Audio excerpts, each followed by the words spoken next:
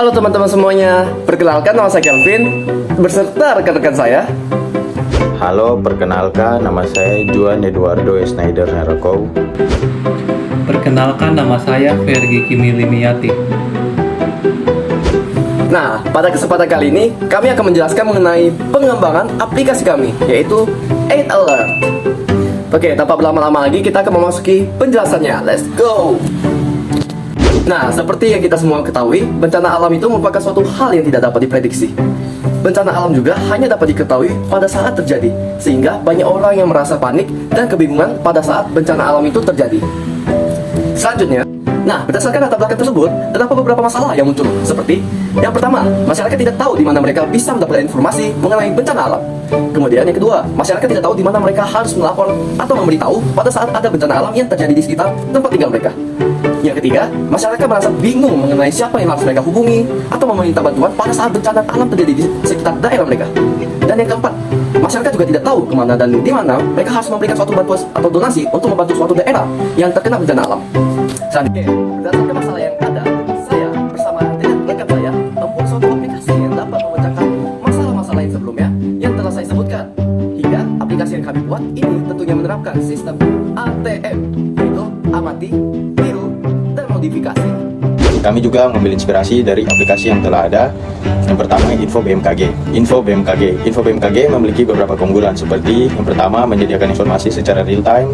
Yang kedua, menyediakan informasi secara detail dan lengkap. Namun masih terdapat beberapa kekurangan dari aplikasi ini, yaitu kekurangan dalam user experience atau persepsi atau respon pengguna terhadap suatu produk atau layanan yang berpotensi membuat pengguna menjadi tidak nyaman dalam menggunakan maupun memahami aplikasi.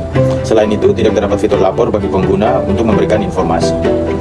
Yang kedua, Magma Indonesia. Magma Indonesia memiliki beberapa keunggulan seperti 1. Menyediakan informasi bencana geologi secara real time. 2. Memberikan kesempatan bagi user untuk dapat menginformasikan bencana geologi yang terjadi, namun masih terdapat kekurangan pada aplikasi ini seperti 1. Terkadang situs Magma Indonesia error sehingga aplikasinya tidak dapat dibuka.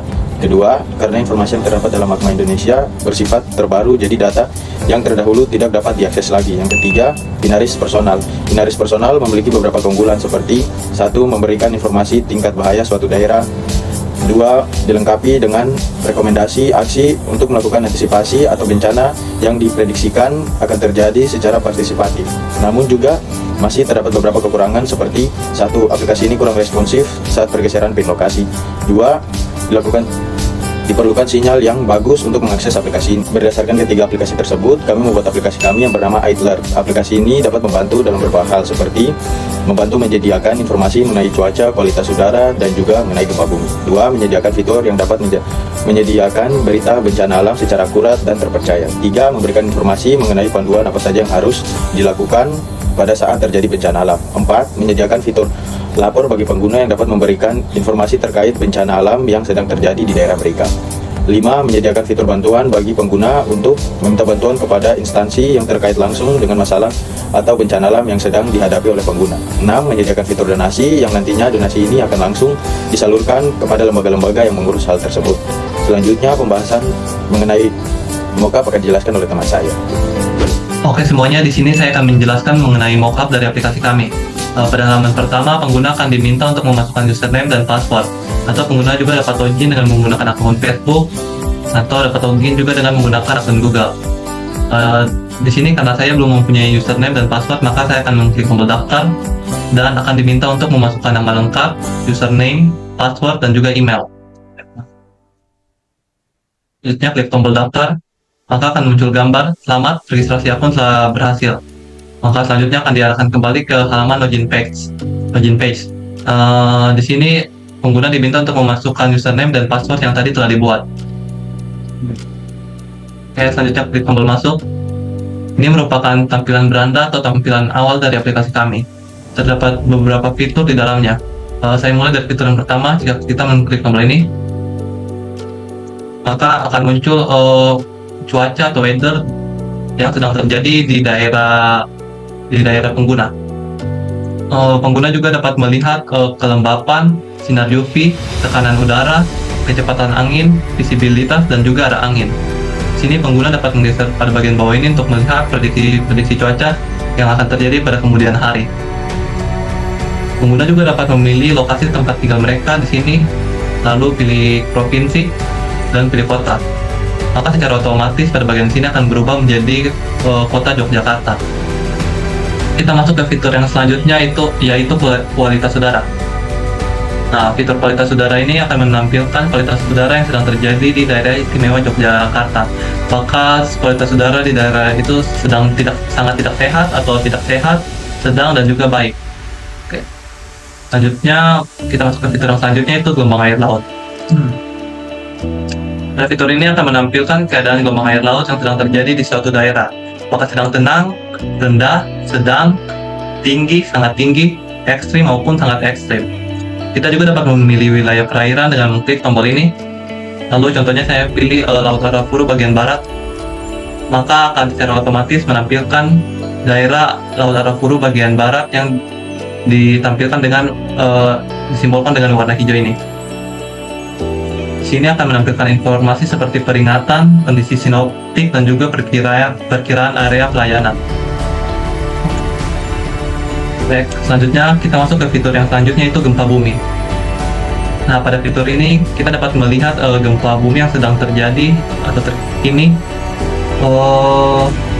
Contohnya di sini disimbolkan dengan yang warna merah ini.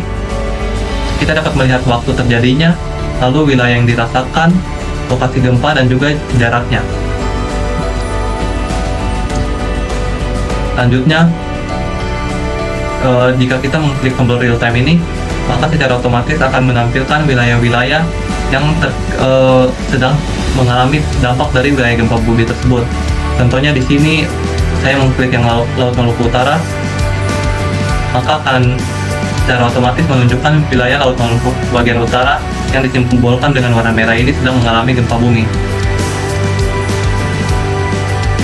Sini kita dapat melihat waktu, lokasi gempa, dan juga jaraknya. Oke, selanjutnya kita masuk ke fitur yang selanjutnya yaitu berita. Pada fitur berita ini akan menampilkan berita-berita secara akurat dan terbaru yang pastinya memiliki sumber-sumber yang terpercaya. Contohnya jika saya mengklik ini, maka kita akan diarahkan langsung kepada halaman berita tersebut.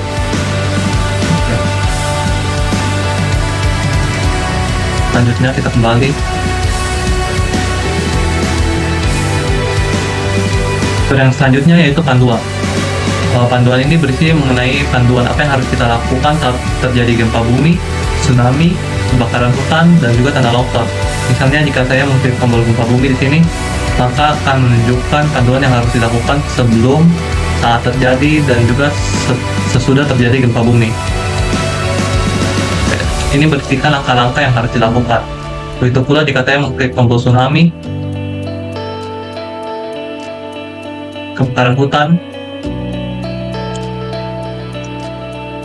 dan juga tanah longsor.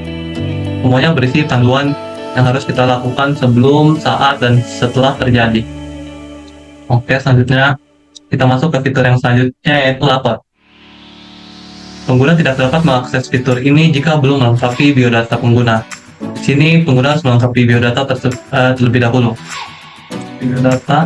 Nah, pengguna diminta untuk memasukkan nomor handphone dan juga untuk mengunggah KTP. Di sini adalah panduan untuk mengunggah KTP yang agar dapat terscan dengan baik dan benar. Lanjut, scan. Nah, jika berhasil maka akan muncul gambar seperti ini. Selamat, sertifikasi KTP Anda telah berhasil. Oke.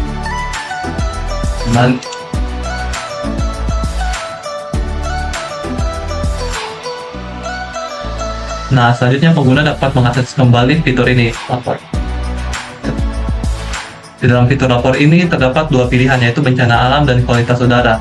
Pengguna misalnya jika pengguna ingin melapor mengenai bencana alam yang sedang terjadi di daerah mereka, maka pengguna dapat mengklik tombol bencana alam. Nah, laporkan kejadian bencana alam yang Anda lihat atau alami. Mohon masukkan informasi yang akan Anda sampaikan dengan benar. Jenis bencana alam misalnya di sini gempa bumi, lokasi bencana alam dimasukkan semuanya, waktu kejadian bencana, dan juga lain-lain. Apakah Anda berada di daerah bencana? Jika iya, maka pengguna dapat mengklik tombol ya, dan jika tidak, pengguna dapat mengklik tombol tidak. Nah, selanjutnya sumber berita dari mana pengguna mendapatkan sumber berita tersebut. Di sini saya mendapatkan sumber berita misalnya dari saya sendiri, maka saya mengklik saya sendiri. Lalu pengguna diminta untuk memasukkan keterangan. Oke. Pengguna juga diminta untuk memasukkan foto kejadian jika ada.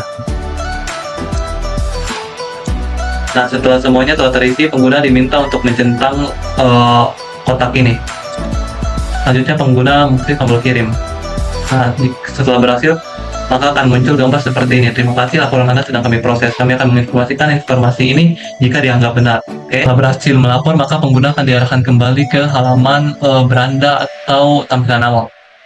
Begitu juga jika pengguna mengklik tombol lapor pada kualitas udara. Nah, maka pengguna akan diminta untuk memasukkan lokasi wilayah tempat saudara tinggal, misalnya di sini daerah Bantul. Maka akan berubah menjadi Bantul, Kabupaten Bantul. Lalu pengguna diminta untuk memasukkan jenis polusi yang sedang terjadi di daerah saudara, misalnya di sini asap pabrik. Lalu waktu kejadiannya dimasukkan dan juga keterangannya. Pengguna juga diminta untuk memasukkan foto kejadian jika ada. Nah, setelah berhasil, maka pengguna diminta untuk mencentang bagian kotak ini. Lalu klik tombol kirim, maka akan muncul gambar seperti ini, sama seperti yang tadi. Selanjutnya terdapat fitur bantuan atau SOS. Di dalam fitur ini terdapat dua pilihan, yaitu panggilan darurat dan pesan darurat.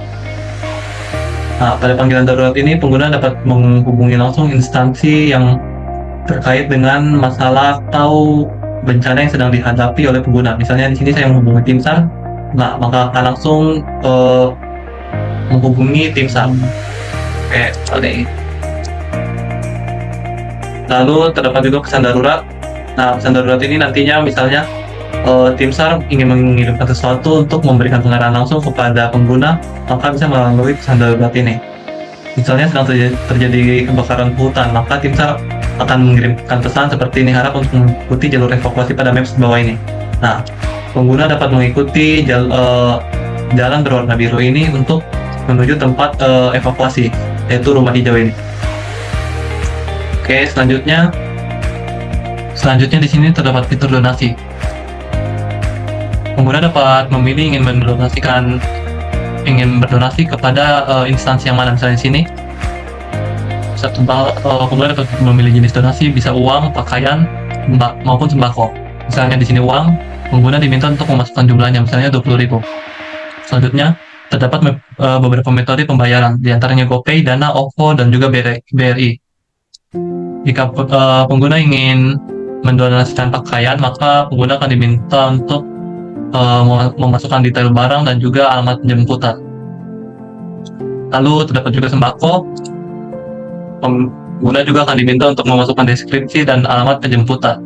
Alamat penjemputan ini nantinya akan ada orang yang menghampiri pengguna ke rumah, misalnya ke rumah mereka untuk mengambil barang tersebut.